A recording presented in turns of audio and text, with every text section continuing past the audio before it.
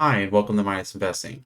Today, rather than looking at a company or some other part of my investment process, we're actually going to be taking a look at my own record here on YouTube with the valuation videos that I've done. I think this should be a pretty interesting video to do since it's something I've never really quite covered.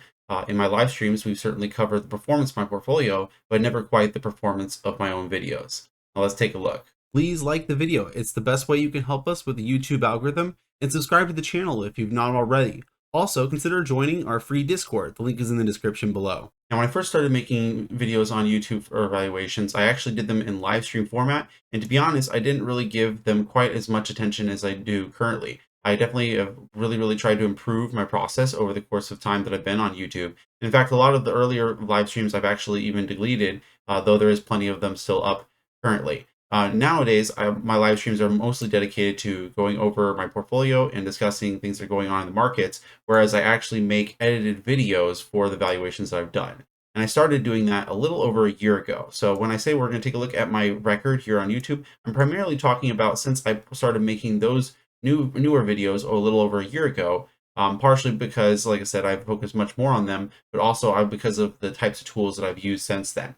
When I started making the edited YouTube videos for my valuation videos, that's when I started making full models for the companies where I actually tried to build up all of the finer KPIs for a company and model out its revenues as well as its costs. And then that's also when I started implementing my DCF template where I use probabilistic settings across different metrics like growth rates as well as margins, capital expenditures, and discount rates in order to build up to my fair value distributions and expected return distributions. So this is really at the point where I start thinking that the work I've been doing here on YouTube is actually a little bit more serious. And so all of those videos are going to be the ones that we're going to be taking a look at here today, of which there are 25.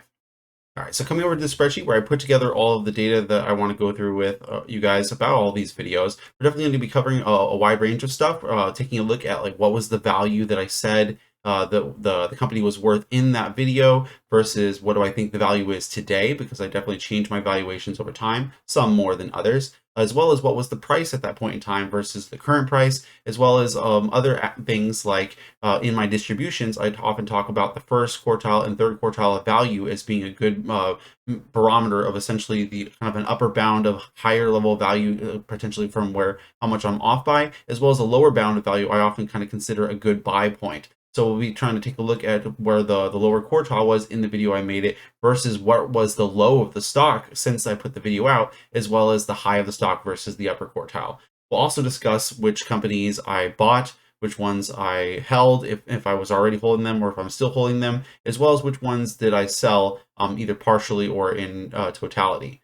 So now we're not going to go through every single company and discuss everyone in finer details. I'm really just going to be trying to go over the broad statistics for each of them. But here you can see I have the date that the company was published, the video that I made was published, the price that it was trading at that point in time versus its current price in time, and then in this column right here I have the annualized appreciation since that point in time. And so what I mean by annualized appreciation is that we are taking into account the fact that I don't put all videos out at the same point in time, so it doesn't really make sense if you're trying to compare the results to just say, well, how much has the stock appreciated since then. We really want to try to turn that into an equal measure so that all of these numbers in this column can be compared to each other. So I've annualized the appreciation since that period of time, which if it's a relatively short period of time might skew things a little bit, but the point is I think it's still the best way to go about it.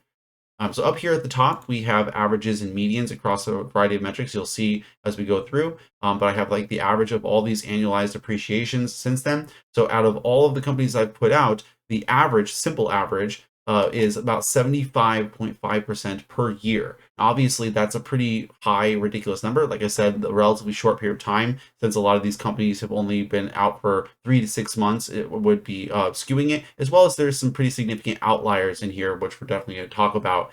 And then that's one reason why we want to focus on the median, because I think the median really starts to break out a lot of those outliers. And you can see the median right here is 15.3%. And then also to keep in mind of how good the market has done over the last 15 or so months since the first of these videos came out. So that's definitely going to skew the general appreciation as well.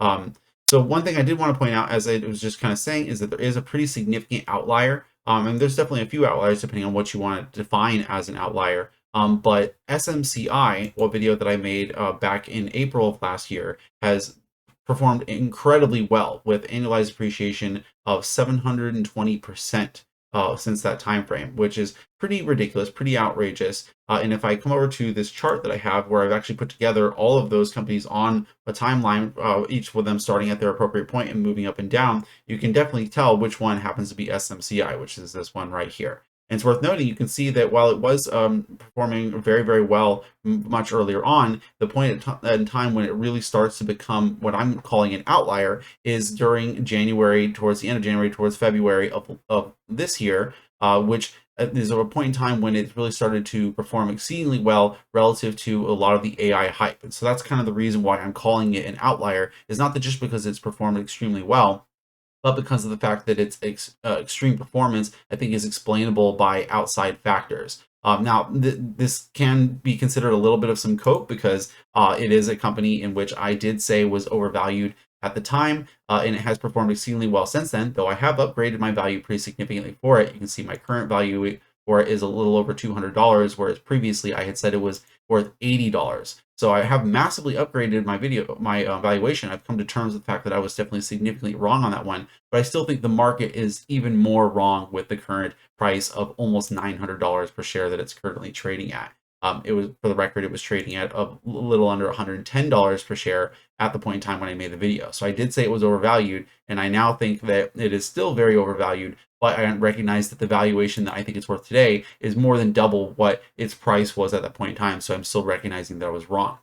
Now, the reason why I'm bringing this up is because we're going to go through all these statistics, and it's definitely going to paint a certain picture. But then we're going to kind of take a look at what it looks like if you actually take that outlier out, because I think that kind of affects things pretty significantly. If you're wondering, the reason why these ones are yellow is just that I had to manually input them because I don't have them any longer on my valuation dashboards, whereas the other ones are just porting straight over because we're actually on the valuation dashboard. It's just a separate sheet right here. But anyway, so as I was kind of just saying, the average of 75.6% for across all of the annualized appreciations for all of the videos I made, 15% on average. But then I have it bifurcated into whether or not I said it was undervalued or overvalued. So the average for the ones that I said were undervalued was 57%, and the median was 20%, overvalued 91%, versus the median of 14%. Now, you can see that the overvalued stocks, the companies I said were overvalued, on a simple average, has outperformed the ones I said were undervalued. But I would point out the median. The median is significantly better for those undervalued stocks. And then that's also where the outlier behavior comes in, because if I come to the SMC line and I just delete that one line, you'll see that the picture changes pretty significantly. The undervalued stocks performed 57% per year, whereas the overvalued stocks performed 21 to 22% per year. So the stocks that I said were undervalued perform more than twice as well if you just take that one company out of the sample. So I do think that the outlier is worth paying attention to. And then the median also improves as well, going, what was it? I think it was at like 17% before, and now it's at, or it was like 15% or something like that. Now it's up to 20% versus 13%. So it does make a pretty big difference if you just take that one particular company out of the picture.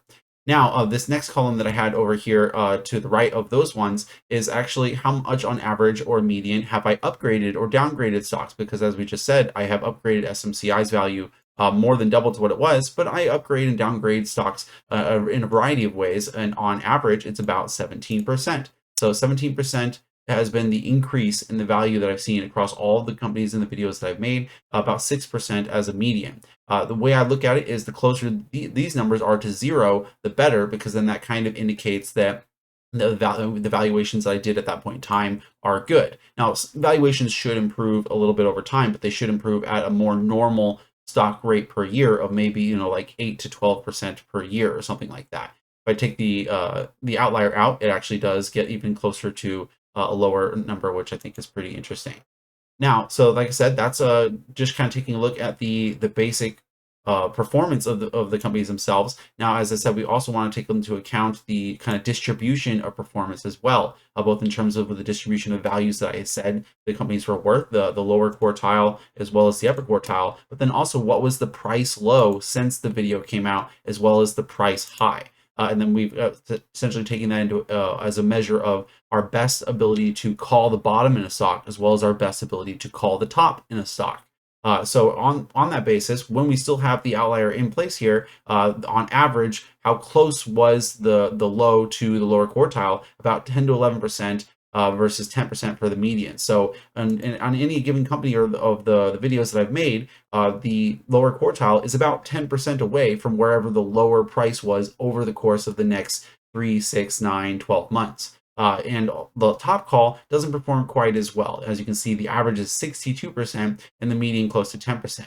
But again, that's taking with that one major outlier into place, because obviously the upper quartile of my valuation is nowhere near the 10x that the stock has done since then.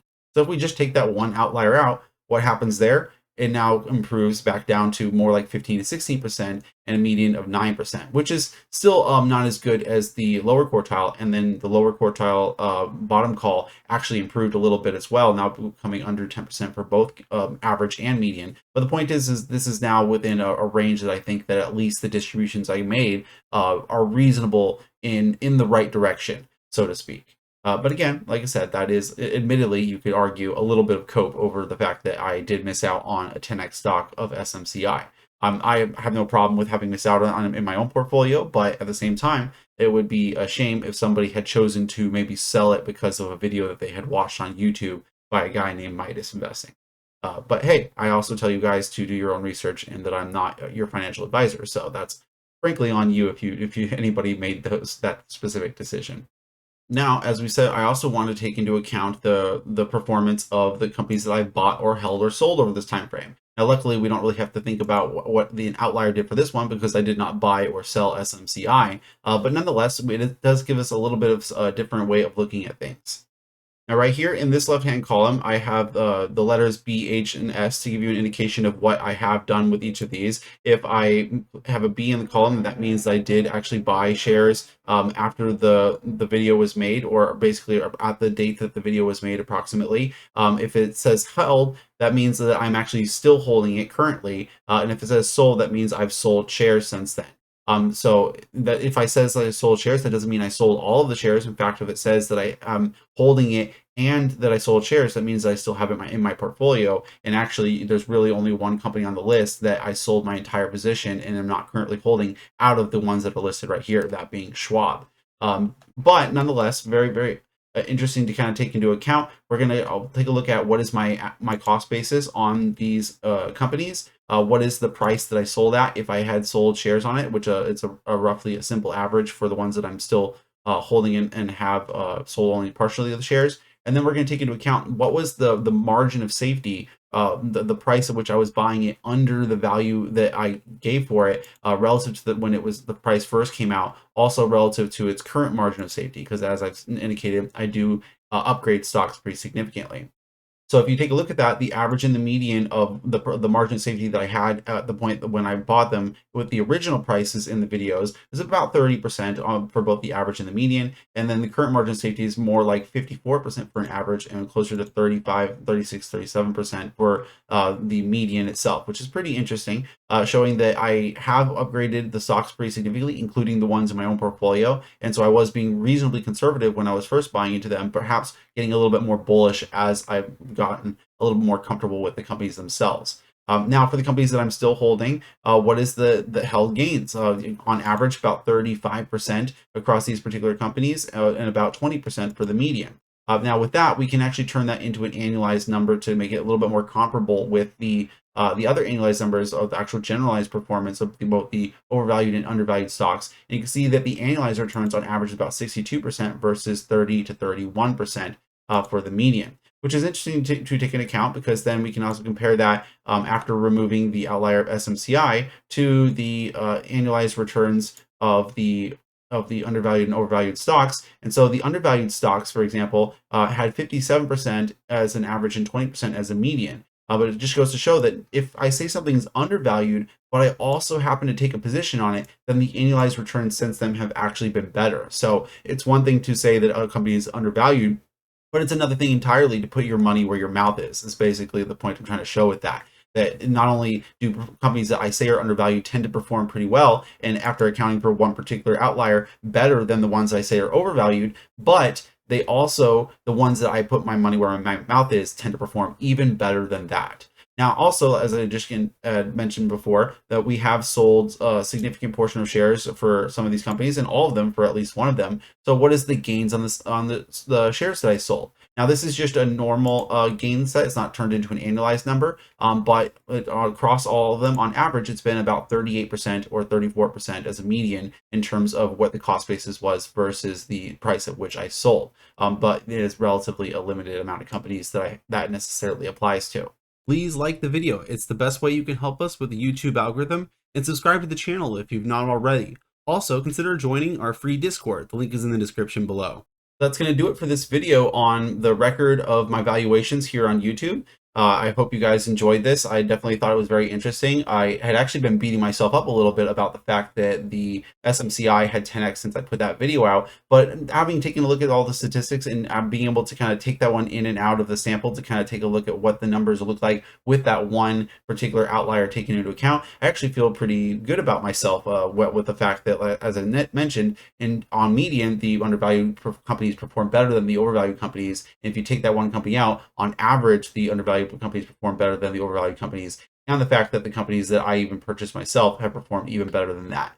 Obviously, here on YouTube, you should be very careful who you listen to for financial advice. I'm not a financial advisor. I can't know your specific cases, so the videos that I make are really me trying to perform an academic exercise with the companies that I'm interested in for my own portfolio. So you should always, of course, listen to an actual financial advisor and do your own research. But nonetheless, it is pretty fun to do this kind of thing on YouTube. I'll catch you all in my next video. Bye.